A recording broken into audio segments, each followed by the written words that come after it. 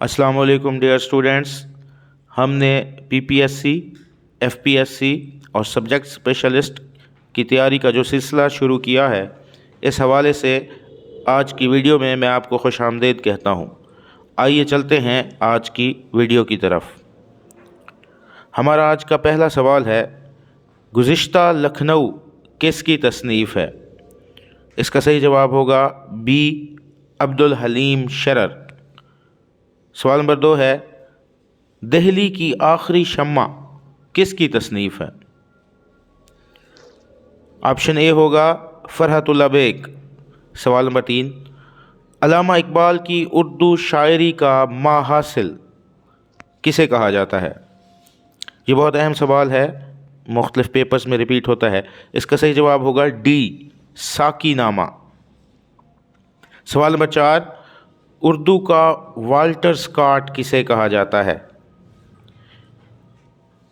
سی option ہوگا اس کا عبدالحلیم شرر۔ سوال نمبر 5، خاکہ ایک وصیت کی تعمیل کس شخصیت کے بارے میں ہے؟ یعنی یہاں پر یہ پوچھنا یہ چاہ رہے ہیں کہ کس شخصیت کے اوپر یہ خاکہ لکھا گیا ہے، تو اس کا صحیح جواب ہوگا سی آپشن، وحید الدین سلیم۔ سوال نمبر 6، ایک وصیت کی تعمیل کس کی تصنیف ہے؟ اس کا صحیح جواب ہوگا بی آپشن، فرحت اللہ بیگ۔ سوال نمبر 7، شاعر کشمیر کس کا لقب ہے؟ اس کا صحیح جواب ہوگا ڈی آپشن، محمد دین فوق۔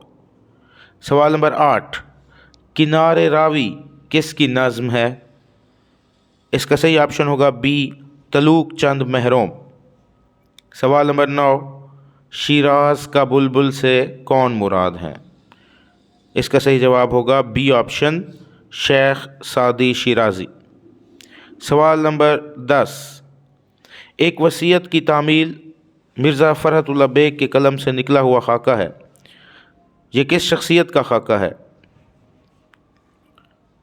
ڈی آپشن ہوگا مولوی وحید الدین سلیم۔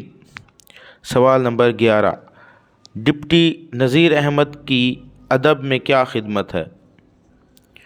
اس میں مختلف آپشن دیے گئے ہیں، ناول نگاری، قرآن مجید کا اردو ترجمہ، تعزیرات ہند کا اردو ترجمہ، اور آخری اس کا آپشن ہوگا یہ تمام ڈپٹی نذیر احمد کی ادبی خدمات ہیں۔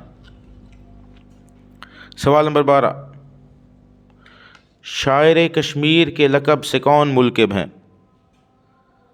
سی آپشن ہوگا محمد دین فوق۔ سوال نمبر 13، ہم سفیر سے کیا مراد ہے؟ اے آپشن ہوگا اس کا ہم آواز۔ سوال نمبر 14، عجب ناداں ہیں جن کو ہے عجب تاج سلطانی، اس مصرعے میں عجب سے کیا مراد ہے؟ اس کا صحیح جواب ہوگا ڈی، گھمنڈ۔ سوال نمبر 15، نظم کنار راوی کس کی تخلیق ہے؟ اس کا صحیح جواب ہوگا بی، تلوک چند محروم۔ یہ تھی ہماری آج کی ویڈیو۔ کل انشاءاللہ نئے معروضی سوالات کے ساتھ حاضر ہوں گے۔ ملتے ہیں اگلی ویڈیو میں۔ اللہ آپ کا حامی و ناصر ہو۔